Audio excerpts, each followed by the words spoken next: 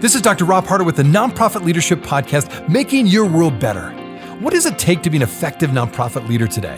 What are the biggest challenges? What are the biggest obstacles? How should nonprofits fundraise in an economy that is constantly changing?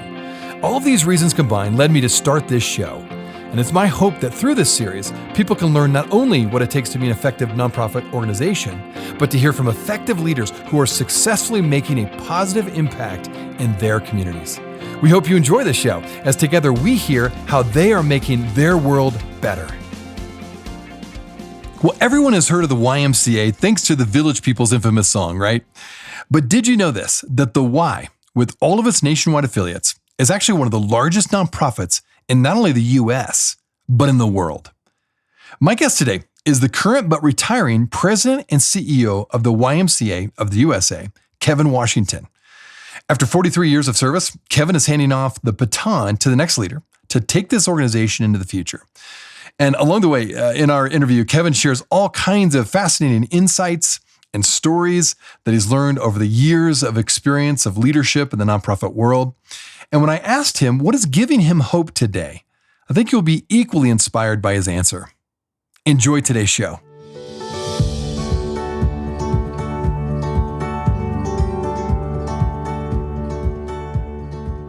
Well, it's so good to have you on the show, Kevin. And I know it's a little bit bittersweet because you're in the process of retiring, but I thought before you go, I hope to be one of the many interviews that you'll have to really pass on your wisdom and your leadership. But again, thanks for being on the show today. Appreciate you having me, Rob. Looking forward to the conversation. Absolutely. Well, you announced your retirement at the Y at the end of 2021, and this is after 43 years of service to the organization. You've done a lot of different things and had a lot of different roles throughout the YMCA at different cities. Maybe to start a little bit by giving a quick history of your history with the organization and maybe some of those highlights that you've experienced along the way. Okay. Thank you, Rob. Really appreciate the opportunity to be in. As I said earlier, I'll talk a little bit about my history with the Y. As I start talking about the Y, so the Y found me at the William S. Pierce School in 24th and Christian Street at the age of 10 in a program called the Gray Y, which was an acronym for Grade School at the Y. It was a youth director, his name was Bill Morton, who organized a group of young men, boys, to come together to really talk about leadership opportunities, fellowship. And we would go to the YMCA, which was at 1724 Christian Street, to play, to learn swimming. We'd go to day camp there, all kinds of sports. So that was my introduction into the YMCA. And from that particular point, I got hooked. I was at the Y just about every day. My mother knew exactly where I was. And I also learned volunteer service there. You know, one of the stories I tell is I think I was 12 or 13, and I wasn't old enough to play in what they had. They had a church league on Friday nights, and my brother played. And I would keep the score. So I would keep score for the game just to be there at the time, clean up the gym afterwards. And that was my really introduction into understanding that volunteer service and giving back to the community. And from there, I began to play basketball at the Y, got pretty good, and went on to Temple University. And as I was working in a settlement one day, I was coming home, and I saw Mr. Morton, who was then, at that point, was the executive director of that YMCA that I grew up in. He stopped me and he said, "Kevin, come see me Monday." I said, "Yes, sir, Mr. Morton." I always called him Mr. Morton until the day he died. And he called me and I went to see him on Monday. And he said, "Kevin, I got a job for you. I want you to be the youth director at the Christian Street YMCA." No way in the world I was going to turn him down, because for me, it was a great opportunity to do work at an organization that I loved, that helped shape me, and also gave me the opportunity to give back in the community that I grew up in. So I couldn't resist it. And that was September 24th, 1978, I started. Wow, 1978. Okay, so you were drawn into it, had a personal experience, and then all of a sudden you had this opportunity, in a sense at the time probably, to work at a dream job for you. It was a dream job. Paid me $10,000 a year. I remember the salary. Wow, that's amazing, isn't it? How things have changed. Yes, 10 grand. And I loved every minute of it. I worked 60, 80 hours a week because I enjoyed doing that, working with young people. From there, I moved up north to a job at the Columbia North YMCA, became executive director of that, which was still in Philadelphia. And I worked there to 1992. And from 92, I moved to Chicago. And I would say I took a job in Chicago in a YMCA that was just built, 12,000 square feet, beautiful facility on the south side of Chicago. And it was there that I truly understood how impactful a YMCA could be. Because I went from that job to being the vice president of operations for the YMCA of Metropolitan Chicago. And I understood the impact the Ys could have in community from a programmatic perspective. We did foster care. We did pre-pregnancy work. We did street intervention work. We did job training. So we did a lot of work in communities that helped them transform and to help people transform. And it was at that place that I really understood how valuable a YMCA could be in community. And I moved from there to the CEO of the YMCA Metropolitan Hartford, did that for 10 years. Moved there to Boston. I was in Boston for 5.5 years. And then I took this job at the YMCA of the USA in 2015. So it's been a whirlwind of those 43 years. I'm impressed. No, and for my listeners, I think everybody is sort of the why, of course, but perhaps they don't know the details. Just for a quick overview summary of the national organization, how big is it? How many staff do you have? What kind of budget do you have? That may be interesting for my listeners. The YMCA of the USA is the National Resource Office for the YMCA of America. In our organization, we are a federated organization, and that means that those organizations that fly the umbrella adhere to rules and qualifications to be able to do that, which we manage and control. We own and control the brand. Our organization, we have 800 federated associations that are part of our national network. We have 2,700 location branches, physical location branches across the country. We're in all 50 states, of course. We're in 10,000 communities, meaning we have programs and services in 10,000 communities across this country. We have 22 million members. We are the largest not-for-profit federated organization in the country by service numbers and what we do. And the operating budget for the YMCA of the USA itself is $70 million. The operating budget for all of our Ys collectively is in 2019. In 2019, it was $8.4 billion. In 2020, that number went down to about $5.3 billion. That just showed you the devastation that COVID had. But as an organization, $8.4 billion, the largest not-for-profit in the country, and probably one of the largest in the world, the YMCA of the USA. No, that's super impressive. I'm glad you mentioned that because that would be my guess that it was very large. I had no idea it was that big. I mean, that is huge. Like I say, the largest nonprofit essentially in the United States, if not the world. Well, you did talk about COVID and interestingly, how much of an impact, you saw it directly. And maybe we can go into that a bit because I've had so many people on my show. And of course, it's very important and always front of mind to talk about COVID, how you've responded, how your organization has responded, because it impacted all of us, but particularly the nonprofit sector, I feel like.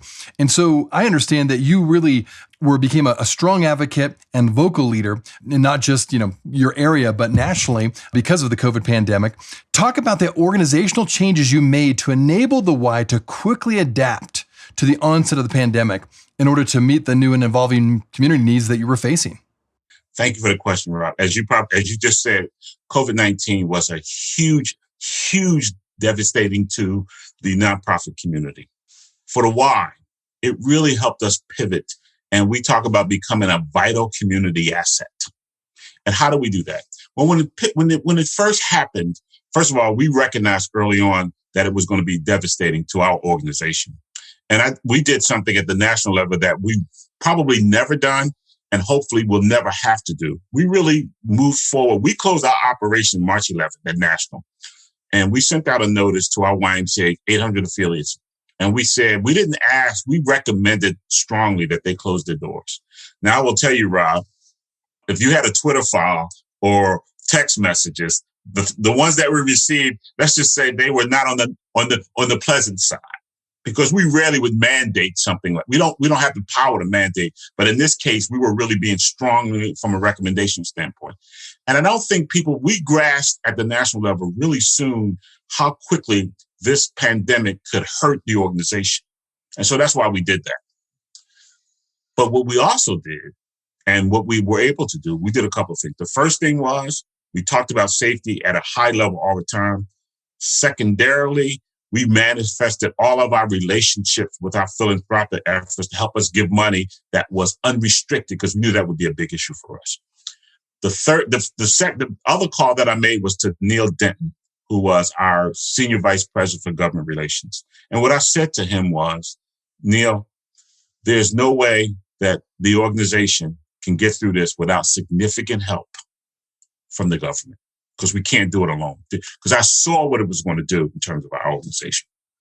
And what happened at that point, as you may be aware, is something that hopefully will stay intact. All nonprofits, the government relations people, the marketing communications people, formed a coalition to work collaboratively together. That was important. And for us on the ground, what it allowed us to do was say, in these communities, these are the things that were important. One, we had 1,300 sites delivering food in communities. Why? In many instances, we served meals to kids because of summer camp and after school program. But because schools were closed, that link to their opportunity to have food was destroyed. We filled that gap in over 1,300 communities. Two, we also did the sheltering, working with local organizations to be able to support their efforts in the pandemic response. Doing places for people to sleep, to change clothes, all of those kinds of things. And we also set up child care sites for those first responders who we knew had to be on the front line, but needed a safe and reliable place for their kids for child care. All of those things we were doing because we recognized as an organization that was in community, we had to be prepared, and we pivoted to respond to those issues to ensure that those folks who needed childcare, who needed food, who needed seniors, who needed support, we were there to do that in conjunction with other organizations. But that's the pivot that we made in that particular response to the pandemic. And the national organization was working constantly to ensure that our folks on the ground had the material, had the knowledge that they needed to respond to those particular issues. So it was a full-fledged effort, but I also think that it really positioned the Y as an organization in communities that could be reliable. The work with the government was important because as a collective, because what we talked about was we're needed now in a major way as this pandemic progresses. We're going to be needed beyond that to repair what's left of our society. And that was one of the things that helped us as a group, as an entity, to get the resources we needed as a nonprofit organization. We'll be right back. Hey, friends. Thanks so much for listening to the Nonprofit Leadership Podcast. If this is your first time listening to us, I want to make sure you're aware of a whole group of other episodes with fascinating guests that I previously interviewed. Just go to our website, nonprofitleadershippodcast.org. There you'll find numerous interviews of nonprofit leaders from all over the country and even from different countries, all trying to make their world better. I also want to encourage you to like, subscribe, and share this podcast with others. This will help us get this great content out to more nonprofit leaders just like you. Now, finally, if you want to get my monthly email update that contains more resources in addition to these episodes, it's really easy. Just go to my website at nonprofitleadershippodcast.org and simply type your email address in the top right-hand box, and you'll be added to our monthly email update. And this way, you'll never miss any of the interviews or extra content from this show. And if you have any questions or comments, do not hesitate to email me. Thanks again for listening. Now back to the show.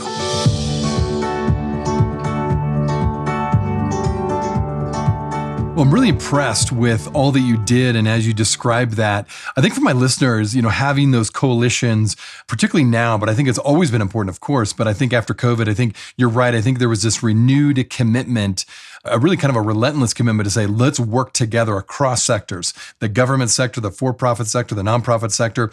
So talk a bit more about that, I think, as an almost instructional way for my listeners. How did you go about it? What were the key leaders that you chose? And what were some of the barriers that you had to overcome in order to form that coalition?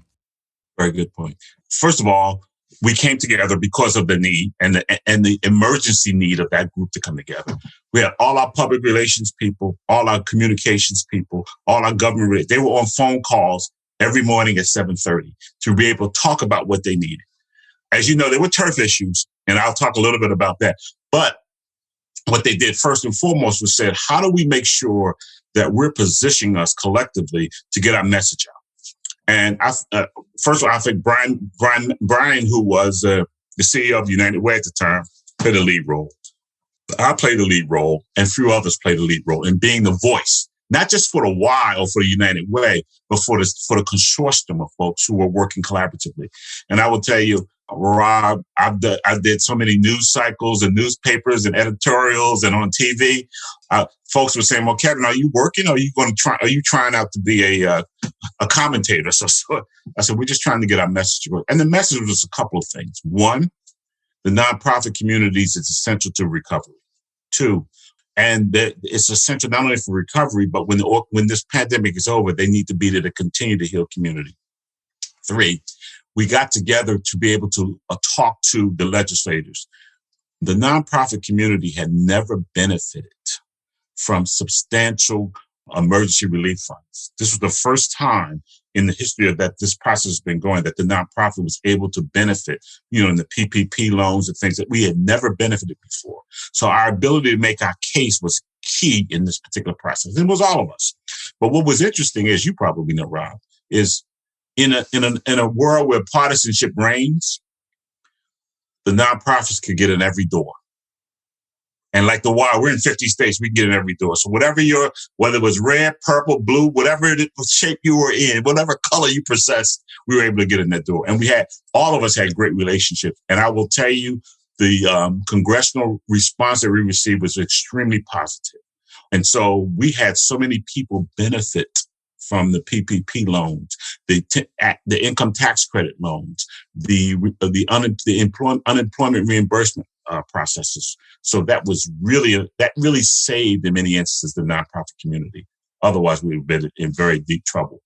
And as you know, and I don't think many people know this, a nonprofit community is the third largest employer in the country. So those kinds of statistics, that's a big deal. That is those kind of statistics helped us make our case. And and they also understood that if there wasn't substantial childcare in the communities, we could never recover as an entity. So those are the kinds of things that help us make our case as we move down this path, Rob. It was very important. And it was very, we look at it now, and my hope is as I move forward in my career, that this never stops, that we've learned the lesson as an entity, that our ability to collaborate and work together gives us a level of power and influence. That is what the for-profit community has been doing for so long. So we learned that, and it really was helpful to all of us as we went through this process. Well, it seems like no doubt about it, you made a huge impact and really advocated well for the nonprofit sector as a whole, and then specifically for the Y, of course. And you mentioned something earlier that I think is important. I've talked to some leaders on my show during this COVID pandemic response time, and it has been very interesting because it's a little bit of a shift to giving. Like, I think before COVID, certainly people gave unrestricted gifts, particularly to a nonprofit that they really liked and they're very committed to. However, it was pretty clear that there was still, for some, they had very specific things they would like to give to a nonprofit. And so they would add restrictions to it. So they'd give you a nice gift, but they say, I want this to go to this particular program or that particular program and not just to the general organization. So how did you kind of sell that to your donors that, hey, we just need unrestricted gifts at this point because there's so many needs coming at us. We don't know exactly where to put this money yet, but would you trust us with this money and give us an unrestricted gift because we guarantee we'll put it into good practice. We'll serve the needs of this community, but right now we don't know what those are. How did you make that pitch? Well, first, it's a great question. First, we started with those folks who were very close to us. We've had significant relationship with several donors who have faith in our organization. And we went to them first and foremost and said to them, listen, we have some YMCAs that are in trouble. And it's all about economic survival now. While I know the programs and services that you want to deliver are important to you, what's most important to all of us right now is survival of our institution. And we need unrestricted funds for that purpose, because I can't tell you what the Y in Detroit may need or what the Y in California, in Berkeley may need. But what I can tell you is that they're in a situation where they need the most freedom possible to allocate those resources where they need to go. And it was because of long-term relationships and the donors we've had with us for a while, who had faith and confidence in our ability to deliver. They were very receptive to the idea and recognized the significant issues that we have. We have a great relationship with the MacP Foundation out of Minneapolis, who we're a trustee of some of the resources they give. And I had a conversation with the CEO, Paul Bush, and he and I have had very open and honest dialogue all along the way. And when I talked to him about where we were and what we were doing, he would say, Kevin, we'll do all that we can to support these efforts. And his group made those donations they give us unrestricted. And that was significant for us.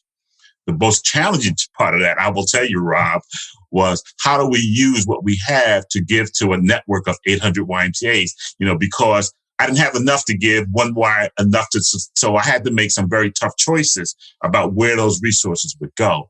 But I will tell you, the donors, particularly MacP Foundation, the Robert Wood Johnson Foundation, we've been working with them for quite a while. And so they were open to the ideas of us being able to do some things based on the knowledge and understanding that they have of our organization. No, that's really interesting. Well, thank you for sharing that. And I think it's been an interesting shift again with a lot of donors. They're getting that now. They're understanding it. And you said the key word, I think, that when people trust an organization, then it should follow that when they give to the organization, they trust that, hey, the organization knows best where to put this money. Here's my gift. I give it to you. Report back, of course. Let us know what you used it for, but I'm going to give you the trust that you will apply it where needed most. So very interesting. And the other side to that too, Rob, is to be able to say, this is not working well. And and I think that's where the trust develops, because you can be honest and transparent about where you're having success and where you're having failure. Transparency is so critical, isn't it, to building that trust, for sure. Well, as I mentioned in the outset, sadly, for all the people that work with you and the impact you've had, you are retiring. So I thought maybe this may be an odd question, perhaps, but I thought I'd ask it. You've been a part of the Y for a long time. If you were to wave your magic wand and you were to be able to select your successor, what kind of leader are you looking for to take the Y to the next level? Wow, Rob. Can he or she walk on water? Hey. No, I do think that one, as you do this work, you recognize that, first of all, there's a level of humbleness you have to bring to the job. And you have to be willing to listen to everyone, a level of empathy that you need to bring to this work. And also there has to be a level of innovation. And I would say boldness. In our current environment, that's just the why. But I think in all of in the nonprofit environment, we have to not be satisfied with status quo, and we'll be willing to risk, not to be able to move the organization forward. So I would look for a leader that brings those things. Absolutely a level of humbleness, absolute level of listening, empathy, innovation, and boldness that's really going to be able to say, hey, this is what we need to do. And clearly for me, Rob, as I've demonstrated throughout the work that I've done, the work that we're doing in diversity, inclusion, and equity stands up as what we need to continue to do. And that's where I see the organization continuing to be bold in how they approach that. Because I believe that the Y, because of how it's positioned in so many communities across this country, can be a leader in helping us change some of the issues that we feel that our country is dealing with. We can be a valuable asset in helping that transformation happen. So I do think that that's part of what I would look for the new leader. And no pressure at all. So if you're listening and you want to apply for the position, just make sure you can walk on water and you're fine. You'll get the job. But no, I love what you said about that. And certainly with the Y having such a large footprint, because it's such a large organization with all of your affiliates. Now, kind of broadly speaking for the Y organization, you've already kind of mentioned a few things, but as you look into the future, what do you anticipate as some of the greatest opportunities? You already mentioned the racial equity and diversity piece of that, which I'm sure is a big opportunity to really, again, lead the nation in that. But other opportunities besides that, and what are the biggest challenges that will be facing the next CEO of the Y? Good question. Opportunities. One, I think our position around youth development is critical, and continuing to be a leader in that role. Young people today face so many challenges that I didn't face, probably you didn't face growing up. And I think organizations like the Y and others that are focused on youth development need to be conscious of that, particularly as they deal with some of the mental health challenges they focus on. So our work in youth development is a core to us and continues to be that core as we move forward. And we will never give up on that.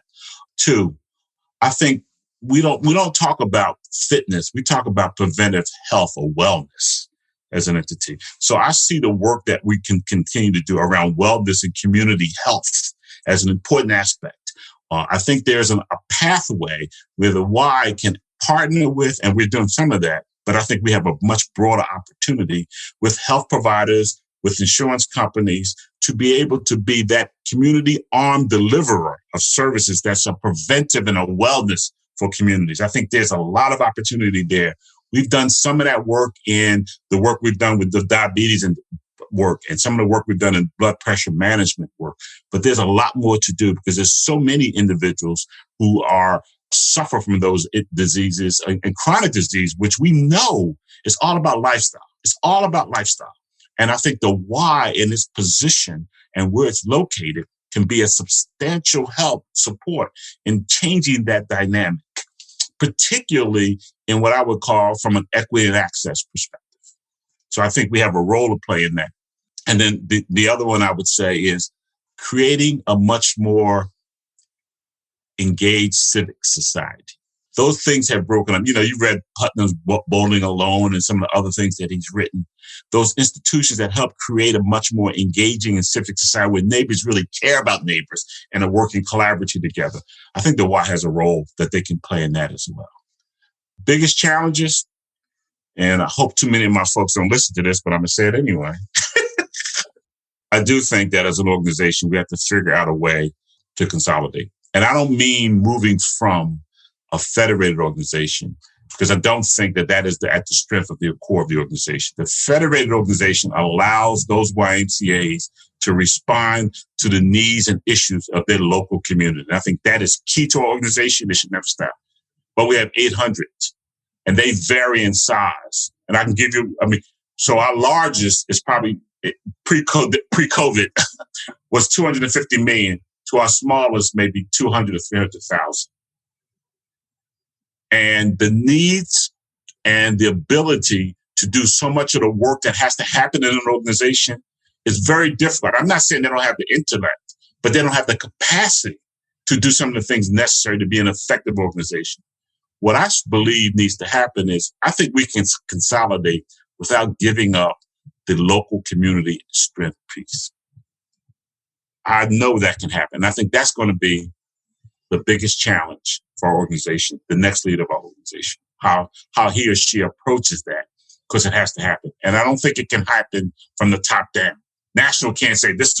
It has to be created and comes from the bottoms up. We can incentivize it, but it has to come from the bottoms up. And I do think that has to happen because we're spending way too much money on administrative costs, IT, finance, and replicating things that can be done differently in a collaborative nature. So that's what I think is the biggest challenge. It's fascinating you mentioned that. I've had multiple guests just recently, the last couple of months, that I keep hearing that recurring theme of consolidation. It's really interesting that, across the board, I think these are some real tough questions that nonprofits are asking themselves. Do we have too many nonprofits? Can we consolidate? Can there be some efficiencies gained if we can come together and, like you said, combine some tech roles or combine some resources where we actually are more effective and we utilize people's money, donors' money, more effectively? So I think that's really interesting you mentioned that, because I've heard that from many other leaders. And Brad, as you know, as a nonprofit leader yourself, that's one of the things that we haven't done as an entity. We've not taken on what automobiles have done, retail industry has done. We have not done that. We've always felt that, no, we do something this way and we have to continue. We have to do it separately from you. There are too many common things that we have. Youth development, social emotional learning, and there are experts in that who we can combine together and serve in a much more higher effective way and reduce some of the costs in the organization. But pride, ownership, all of those kinds of things, arrogance, they all get in the way of us doing that. But nonprofit industry has to consolidate. No, you're right on. We're human, aren't we? Yeah. Even in the nonprofit sector, we're still human. Okay, so one last question. you have had a lot of experience and you are transitioning out of your role, but I'm sure you'll continue to serve and do other things outside of your role. But what gives you hope today? And the reason I ask that is because I think for a lot of people, COVID's been very difficult for all of us. But in particular, I think when you're in leadership and nonprofit leadership and you've been struggling just to survive and to get through a very difficult year last year, and it's continued to be difficult this year, as you look around, what is giving you hope today? Wow. That's an easy answer for me, Robert. I'll tell you why. When I think about the summer of George Floyd, that's what I'll call it, the summer of George Floyd, the summer of awakening, I think, for many folks. I think people knew in their heads that these things were happening, but they saw it from their heart. They saw it, and it touched an emotional in them. Mentally and intellectually, they knew that there was police brutality across this country. But when they saw it live and living color, it touched an emotional strain in their heart. And that really was the reaction we saw from an emotional perspective. When that happened, I wrote a piece about what my reflection. I'm an older guy, as you know, Rob. Born in 54. So I experienced the civil rights movement as a young boy. I was 14 when the stuff happened in 67 and 68, when Martin Luther King was killed. When the summer of 67, the riots in Newark, the riots in Detroit, what happened in Philadelphia. I saw them and visualized them firsthand from my own perspective. And it was mostly Black people marching during that time. We got some allies later on. I think that the whole Jewish population was very supportive of the civil rights movement early. But what I saw this summer and what I continue to see now, which gives me hope, is a rainbow coalition led mostly by young people who have been, I would say, reared differently about race relations, about gender equity, and they have a different perspective. They give me hope. I am a youth director at heart. I tell everybody I'm a youth director, even in this job. I just get paid a little bit more money to do this work. But I am hopeful because of the young people who I call change makers, who are out there believing that we can be better. And there is no color to them. They're all colors, all shapes, and all perspectives coming together to say, as a country, we can be better. And that's what gives me hope. And I wrote that. I said when I looked at the George Floyd stuff, I said I was angry, because those are the emotions of me as a Black man. I was angry, but I was hopeful. I was hopeful because of what I saw in the streets across this country and what I continue to see. That's what makes me hopeful. Wow, that's powerful. Thank you. That just rolled right off your tongue. So that tells me it's part of your heart, truly. And I share that hope with you.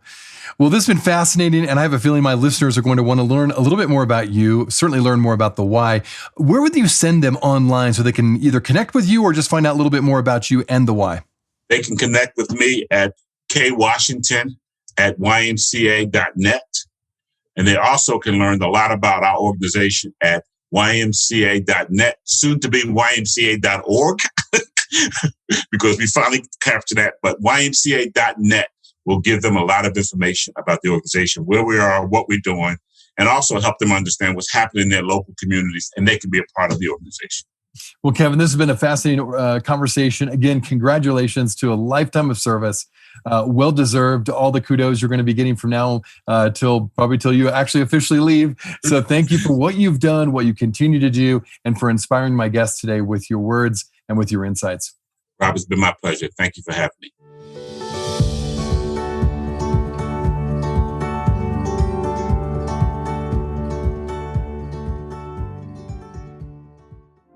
Hey friends, I wanted you to know that this podcast can be found on both iTunes and Spotify. If you're wondering how to find it, just type in the words Nonprofit Leadership Podcast and this podcast should show up. We also encourage you, when you go on iTunes, let us know what you think. Give us a review. Give us a rating. We would love to hear what you think of this podcast, and your feedback will help expand this podcast to get it out to as many people as possible. You can also find other resources and interviews of past guests on my website, nonprofitleadershippodcast.org. Again, that website is nonprofitleadershippodcast.org. Thanks again for listening, and until next time, keep making your world better.